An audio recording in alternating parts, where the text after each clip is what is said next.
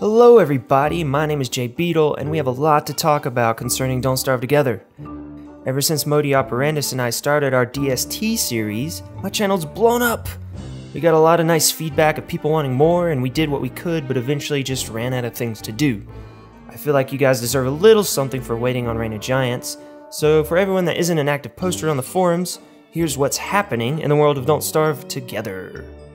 Reign of Giants is quickly approaching. While there's no set release date yet, the devs keep reassuring us via the forums and their weekly stream that things are moving forward at about the quickest pace as possible, and they're almost there.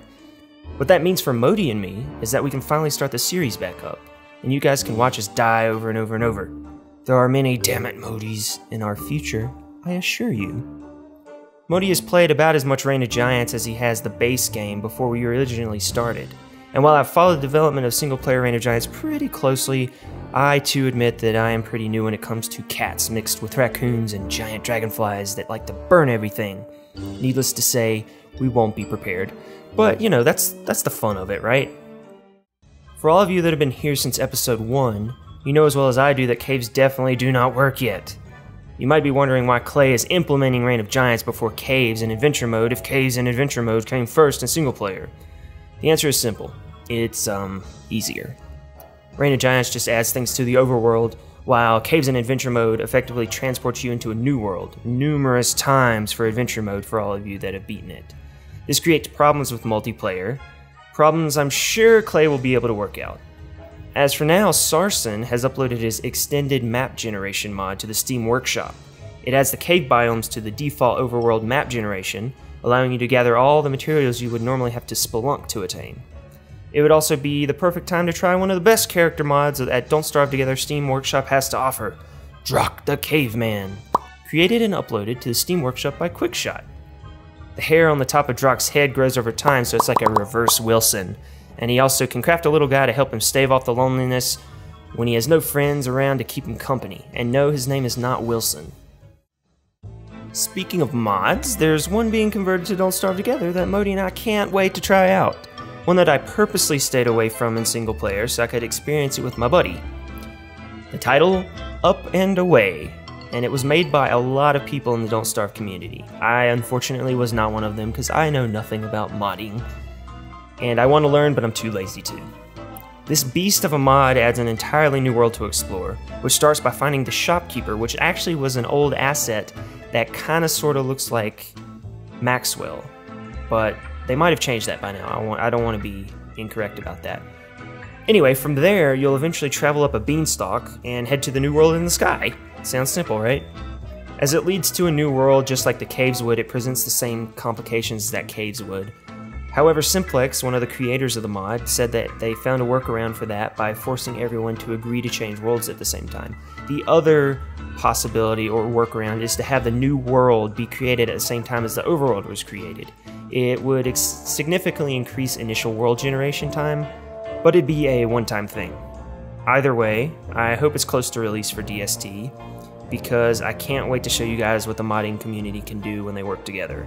It took a long time in single player to get it out, and I followed it, but I never played it, so if you want to play the single player version of the mod, there will be a link in the description, as well as a link to all the other things, Drok the Caveman, and all the stuff I find out. Lastly, we have Through the Ages, what everyone has been waiting for as far as completely new content is concerned. The Through the Ages DLC was announced before Clay officially even said that Reign of Giants was going to be added officially. I said officially twice, didn't I? Oh well, that's how sure they were that updates were going to continue on Don't Starve Together. Thank the Clay gods, because we can't get enough of that. New stuff is always better, in the case of the Don't Starve world.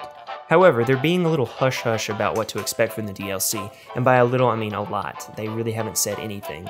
What we know about it isn't much more than what we knew at the beginning. However, they do let viewers of their weekly stream know what they're up to, sort of, kind of, at least to a certain extent. Most recently, they've been leaking custom character skins for Don't Starve Together. That's right, no longer will Wilson look like other Wilson, unless they pick the same skin. Not only that, but these custom skins are actually going to be in an update before Through the Ages. From the looks of them, they seem to still be themed as completely different time frames from one another, but that could just be a preference for the artists. Either way, they're great and I can't wait to use them. Modi will definitely put the mad in Mad Scientist. I think you would all agree with that.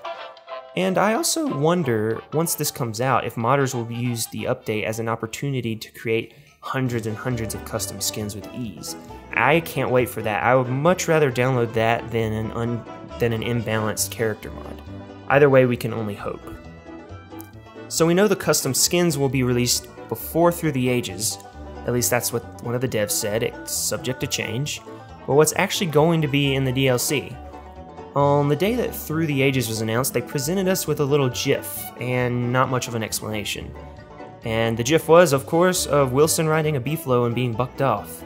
The devs have stated for a long time, since I think before or during the beta of Don't Starve, that they wanted that to be a thing. Unfortunately, their roadmap didn't include such a thing. Oh well. But now it seems like they're finally making the fans of that often requested idea happy. And by often requested, I really do mean I can't even count how many times. It's like not as much as multiplayer was requested, but it was a lot.